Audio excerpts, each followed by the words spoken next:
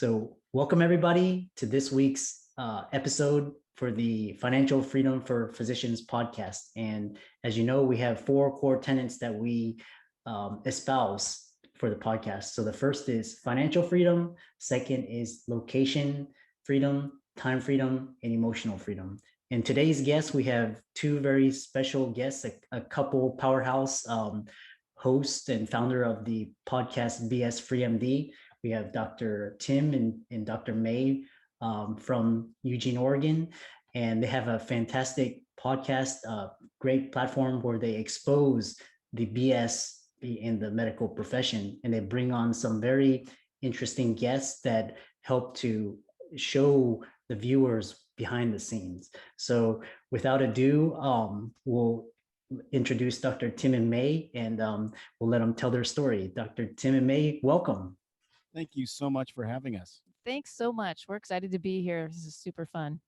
Yeah, we're all part of this group called the Doctors Podcast Network, and we're here to really help each other grow and really collaborate. So, tell us about how the BS Free MD podcast got started, your background, your motivations. I'm always curious, like what was the superpower behind the creation? I guess I'll start. So, as what happened to everybody when COVID hit, it really turned everyone's lives upside down. And we both had done tons of reading. Like we were reading hours a day on this because, there was new information. It was like drinking out of a fire hose. And tell them that we, like many other people, were scheduled to go on our nice annual vacation, literally April 1st. And then obviously we were going nowhere, and we volunteered to sort of furlough at home for, I think it was 2 or 3 weeks. Yeah, for the first 3 weeks. And we were stuck at home with nothing else to do but stare at the TV like everybody else, watch the Johns Hopkins ticker drop, and research. Yeah, so we had been practicing, rural family medicine and urgent care for, about just about 30 years. And, I'd seen a lot of different medicine, made a lot of really powerful connections in our community as far as patients. It felt like I delivered half of the 2 towns that I worked in. And patients were just like, pinging us and reaching out in every way, old patients, old friends, all this, like, what's the deal with this COVID? What's going to happen? Is everyone going to die? And so we just started reading. We felt it was really our responsibility to read as much as we could and try to decipher what was going on. So we started Facebook live streams, and they kind of blew us away. Like we'd have almost 200 people live for these live streams, and then, get 5 or 10,000, views after. And we're like, basically, I was like, I'm getting tired of answering all these questions. Let's just do live stream and let them like ask questions live, and then they can watch it back. So we don't have to do this like 100 times during the week. And so we're like, okay, maybe we can move this into the podcast world. I'd always felt that, if I had any job I could just pick and it could replace my income, I would, it'd maybe be radio. I used to listen to tons of podcasts and talk radio and so forth over the years. And I just love that format. You kind of got the radio voice. Yeah, kind of. I need to start smoking cigarettes though to get the FM. But the other part that you didn't say too is that both of us being physicians, dual physicians, I mean, our poor kids. So we are always like talking shop at home all the time and talking about things that we're doing at work, whether it's the right thing, discussing new therapies, things that we're having to do, and just like analyzing it, critiquing it. And finally we're like, why don't we just share this? This would be like, people would eat this up. And then after having done the live stream, they really liked how we feed off each other and how we play off each other. And we don't always agree on things either. And so they love, watching that interaction between us, as well as our differing opinions. So it was almost, became a no-brainer to, as time went on, we're like, yeah, this is going to work, and we should definitely push forward with the podcast thing. So how do we do that? And that then takes us to how we got to Doctor Podcast Network. Yeah, and they were unbelievably supportive.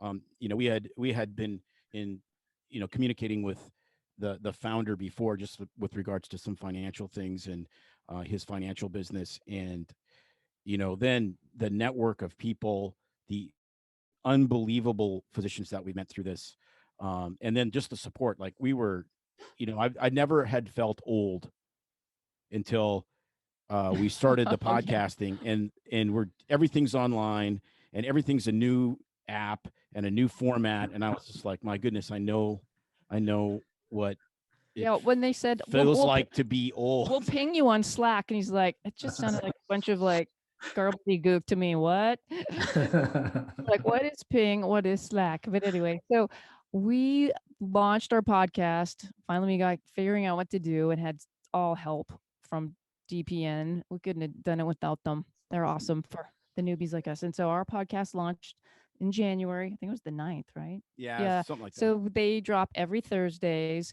Apple, Spotify, iHeart, and I don't know if I missed one, but we have yeah, so we have been doing that every Thursday and have a blast. Now we're on episode 19 coming out this week. Yeah. And we basically are just putting things out there, different content. Like we've talked about the opioid crisis, the opioid epidemic, how we've known it through our careers and how that swung, the pendulum has swung. We've interviewed the author of Fentanyl Inc. Wow. Yeah, which was amazing. We have started doing a series on the doctor as patient and what that's like to be a patient from the doctor's perspective. We've done some COVID talks, and then don't forget the best of every yes, month, I knew I which knew you'd get it. is Docktails with Cocktails, where we feature a spirit or cocktail. We're looking for alcohol sponsors, so anyone out there, and we have a couple drinks, and we share the lighter side of what's happened to us over 30 years of. I honestly thought that I've seen everything, and then something else happens at work, and I go, no, I guess I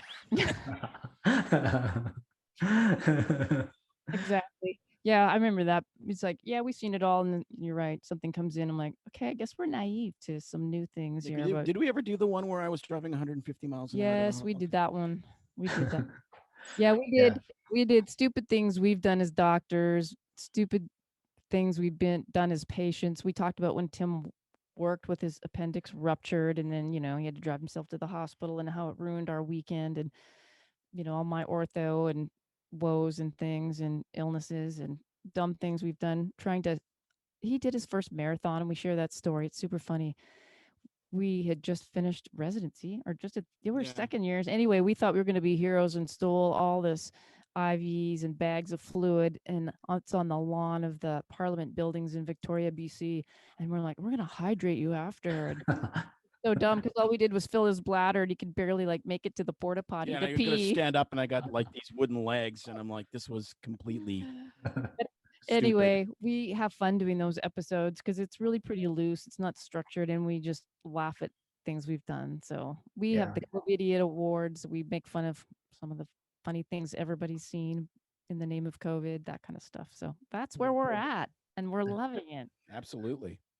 That's awesome. I love that story. And for the viewers and listeners, every podcast is different. It has its own vibe, and it has its own ways of interaction. So that's the beauty of podcasting, is the spontaneity, the authenticity, and just the stories and sharing. So I love that. And the pandemic was actually was best year for creatives, because you had the internet, you had social media, and everybody's stuck at home. So people got creative, and and actually new businesses came about, and and a lot of industries like the work industry, and remote from home, and all of these are changing the world. So and it's awesome that you guys took something in crisis, and you created something out of it. So and now it's it's a beautiful thing now. So to push us over the edge and off the cliff to just get doing it. Yeah, so you're right. Yeah. So tell us, in terms of creation, what are some of your most the challenging in terms of launching a podcast, starting a podcast? I know there's a lot of people interested. They have YouTube channels and Instagram, but now they want to venture out into the podcast format. We have Clubhouse now. So what are some of the tips and tricks, and feel free to share that. Well, honestly, for us, the hardest part was the technical aspect. Neither of us were super. I mean, I'm technically adept if it's fixing an old car. But as far as like the electronic technology and the interfaces, using Libsyn and Squadcast and how all those have to work together, and then getting the approvals for all of the publishing sites like Apple and Spotify and so forth. And we found that the DPN was just indispensable in making that happen. So Content. we farmed that out. Like I would say for sure we'll record it, but then we just hire someone to mix the sound. And so when we record our interviews, which we use Squadcast, which actually we really like that a lot. It's worked really well, and I would definitely pitch that one for sure.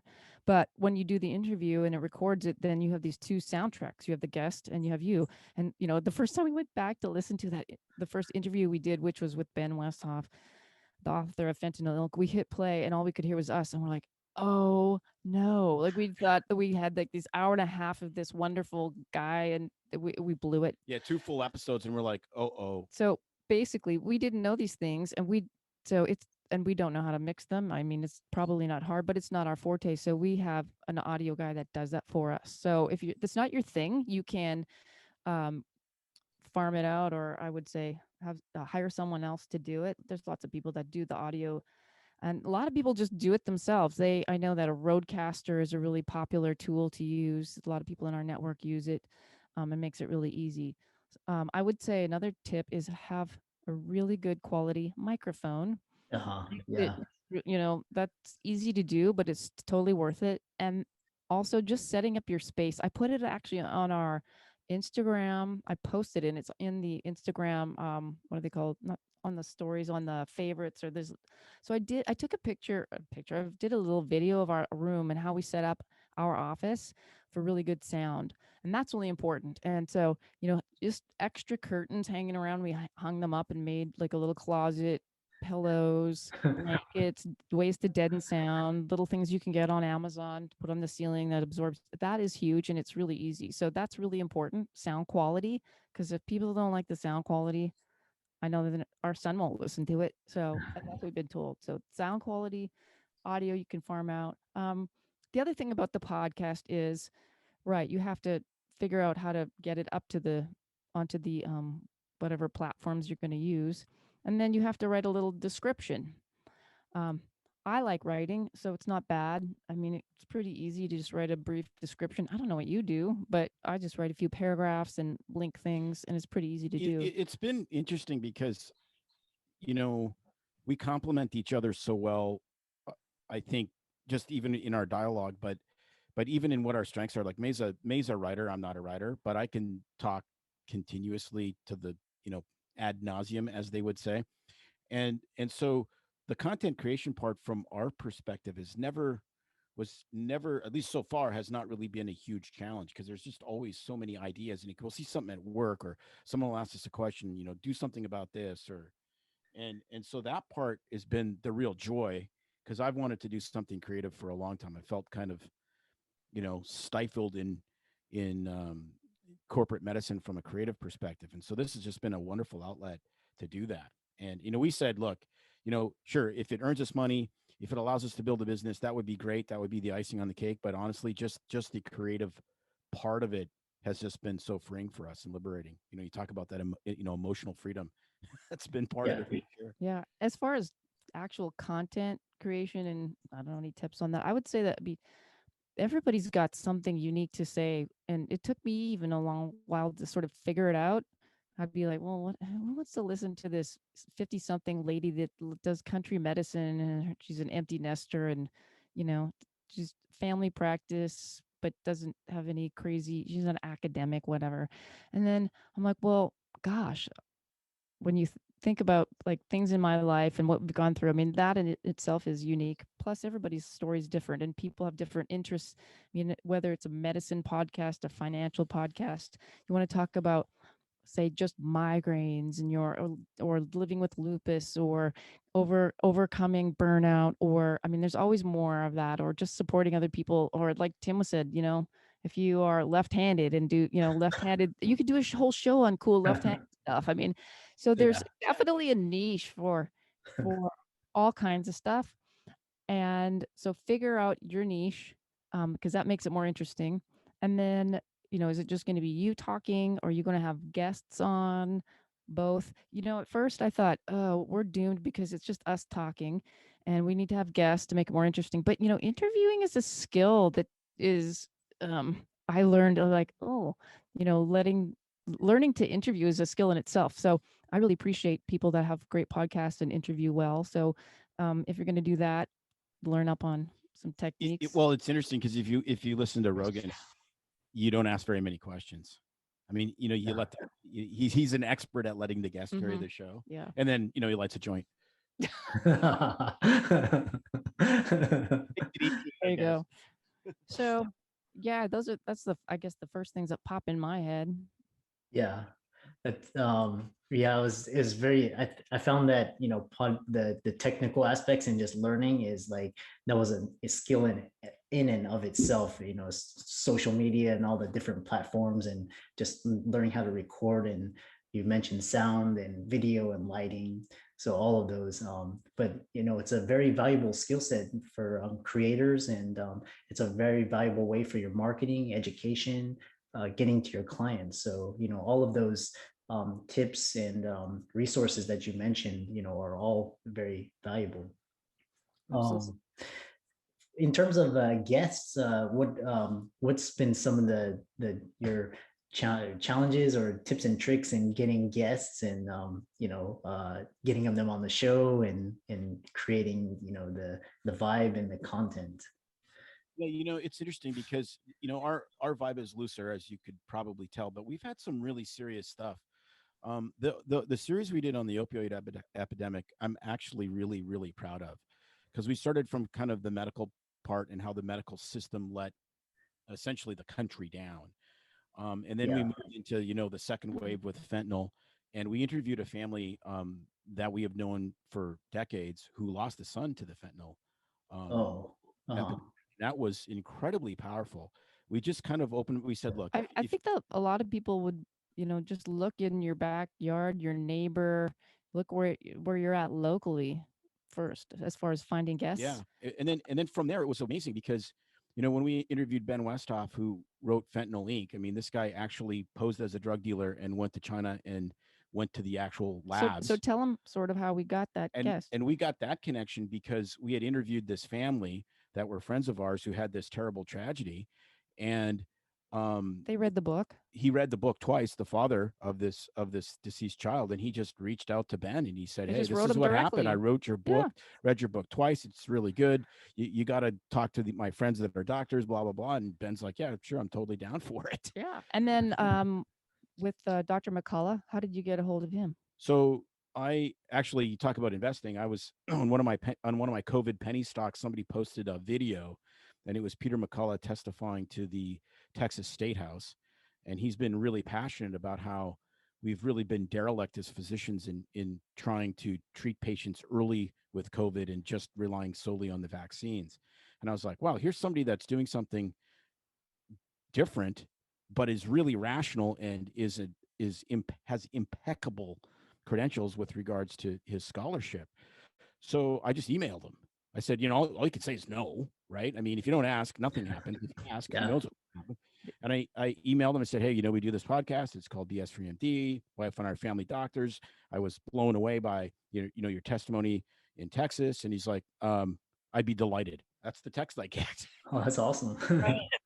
Or email. So we've been pretty bold about just asking people that were, we've reached out to someone else. Tim wanted to do a talk on a series on risk. Haven't heard back from some of these people, but like you say, you can always reach out and ask, because all that's going to happen is nothing. But if you don't, then all that's going to happen is nothing for sure. So there's that. I think then once you make a connection, there's always someone else that they might know or recommend. The Doctor Podcast Network itself has been valuable, obviously, for getting connections and names of people, because some people are better for some people's shows than others, or they'll go on multiple shows, or someone in our network will know someone, so that's helpful.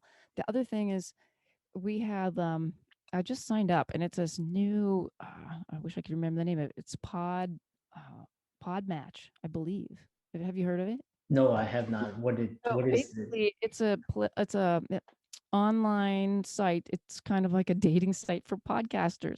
You literally go in there and you put whether you want to be a guest on someone's show, or you are looking, you're a host and you're looking for people to come on as guests.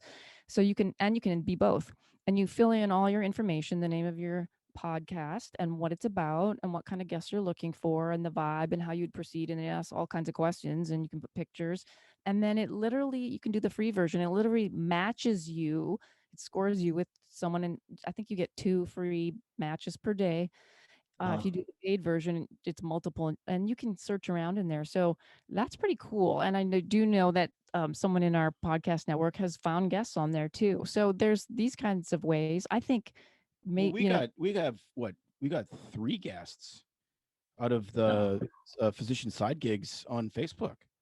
Oh, nice. Yes. They heard that we're doing this, they'd listen, and then they reach out to you. They're like, hey, we really liked what you had to say. It was a really cool vibe.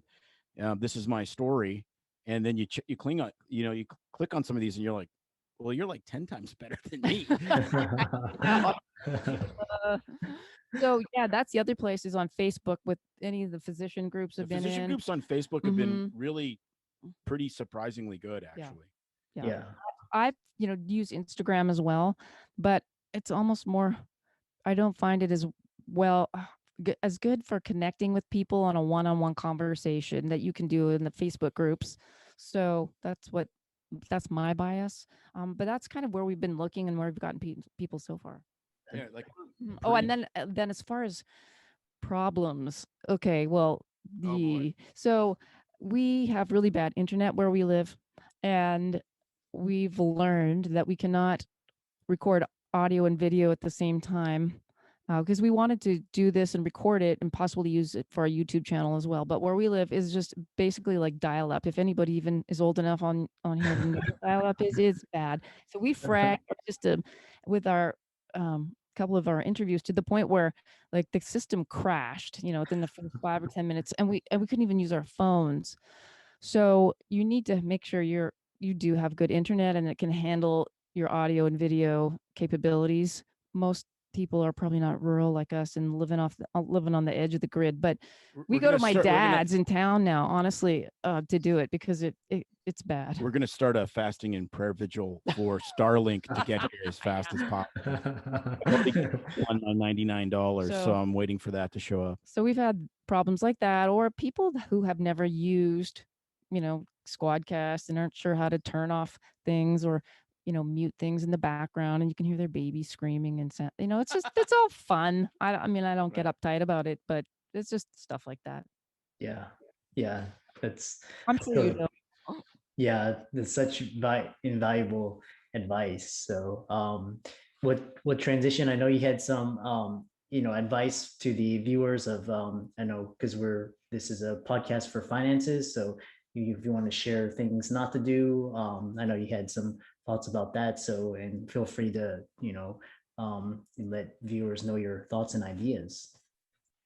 Well, on the podcasting side of it, you're not going to get rich right away doing a podcast. You're not going to be Rogan. We got our first check for January. We got our first check in February, and it was 2 digits. Yeah, but it's in 0 digits. Yes. So now, as far as the finance thing, I think, from a physician perspective and a physician couple perspective, yeah, I think the most important thing to not do is to not listen to your hype. So, everyone around us, I mean, we live in a smaller town, but we have people here that have run very successful businesses, especially in the logging industry. And even those folks who I'm sure their net worth is, an order of magnitude more than ours, are like, well, they can buy whatever they want because they're both doctors. And I'm like, no, it doesn't work that way. Running a business is, that's been in business for 50 years is probably far more successful than anything I'm going to produce in, 5 years. And so, the tremendous amount of sort of the delayed gratification you go through in medical training, and then we're like, okay, now we're rich. Well, no, now you're not. Now you've graduated residency and you're starting a job, and you actually have negative net worth, but you have decent cash flow, and understanding those concepts and leveraging those to your advantage is critically important.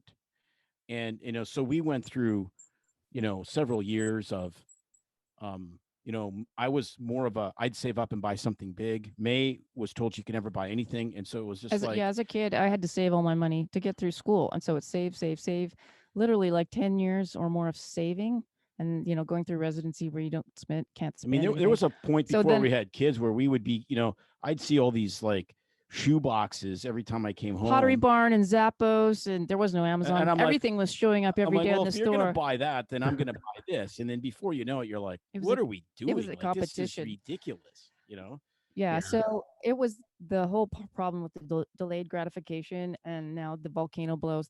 For me, that was huge. So having that, someone starting out, even just knowing that and having a plan, and we didn't really have a plan. The only plan, back in our day, from what we were taught with our family from a different generation, was just to pay yourself, put some money away, pay yourself first with a 10% saving was the rule, and it will all work out. I mean, that was how what it was. Well, it's not quite that simple, because Yeah. we did that, and I thought, we'll put the 10% away, and we'll just do whatever we want with the rest, however we want it. And then when I'm 50, I'll just retire from medicine. I had this number in my head. Well, I'm now almost 55, and I'm still not retired now because we're a lot closer. we're doing really well now because we've really cleaned things up. It's also amazing. But we didn't have a plan. It's also amazing when you really plan how quickly you can turn the ship around. Yes. I mean, personal finance, especially for physicians, you can get yourself in enough trouble that you're turning an aircraft carrier. It's going to take a really long time. But really, if you really buckle down and plan, it's the plan that saves you. It's more like a speedboat turning. And, we really, I think at one point, I mean, I'm going to be really honest without sharing numbers. I mean, we just had a lot of debt that we, could take care of if we had to, but it was just, we had loans, home loans, car loans. We were happy taking the kids places. It's like, yeah, we can afford to do this. We can get a line of credit because we were living fine. It wasn't like we were scraping by paycheck to paycheck. But then at one point I'm like, look at all this negative, like this debt. It was just like, ugh, it just felt dirty. And so then it really was like, okay, we got to make a plan. How can we make this right? It was just stop. You can do it, even though it looks like a huge mountain to overcome. I would say all you have to do is say, okay, we're going to stop contributing to the negative.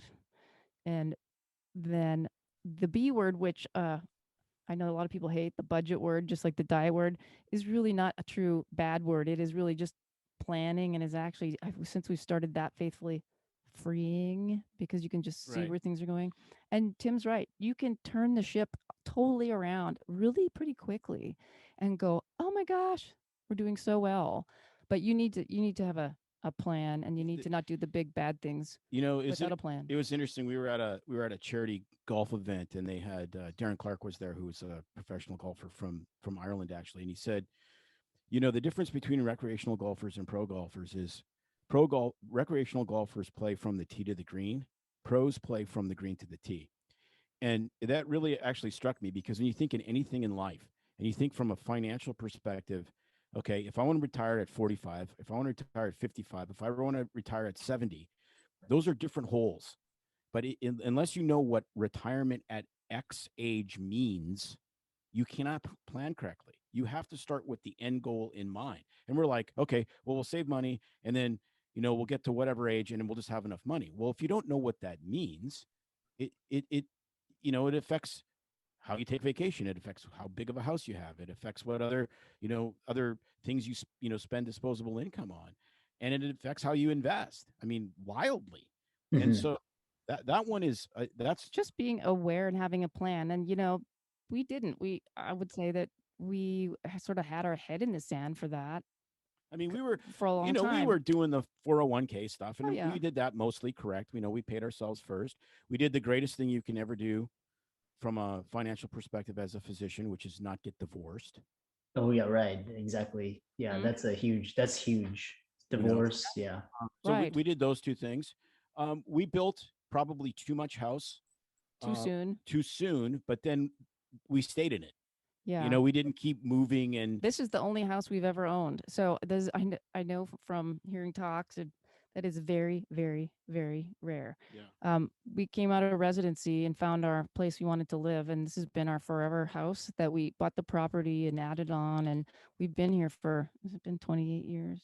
Well, Almost. yeah. So I know that's very rare, but it's worked out okay. But that not the house trap is another thing we see happening to people as well, as well as the car thing. I mean, Yeah. everybody wants the nice car, and so I like old collector cars, and they go up in value. So that yes, part we do a have problem. that. I don't mind driving a 12-year-old used car to work because I'd rather put that into my toys that if I had to, I can liquidate and actually recoup.